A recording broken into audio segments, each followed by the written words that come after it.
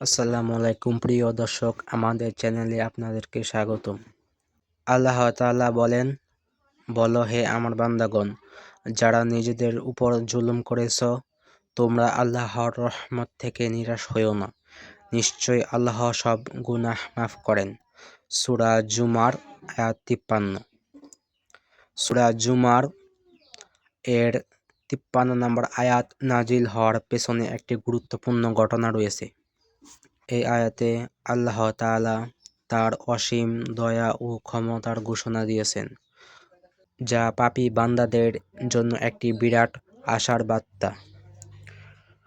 আয়াতটির অনুবাদ হলো, হে আমার বান্দারা, যারা নিজেদের প্রতি জুলুম করেছ, আল্লাহর রহমত থেকে নিরাশ হয়ো না।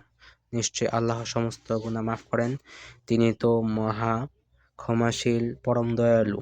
সূরা জুমার আয়াত 53।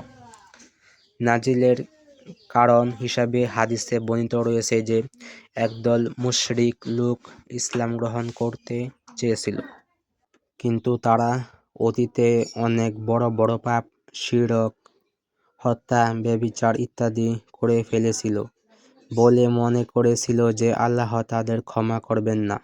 তারা এই বিষয়ে রাসূলুল্লাহ সাল্লাল্লাহু আলাইহি ওয়াসাল্লাম এর কাছে জানতে চাইল এবং সেই সময় আল্লাহ এই আয়াতটি নাজিল করেন।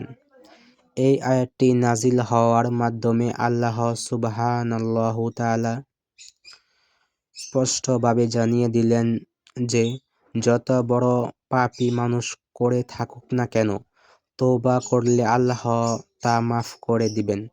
ভিডিওটি ভালো লেগে থাকলে চ্যানেলটিকে সাবস্ক্রাইব করে পাশে থাকবেন। ভিডিওটা বেশি বেশি করে শেয়ার করবেন। ধন্যবাদ।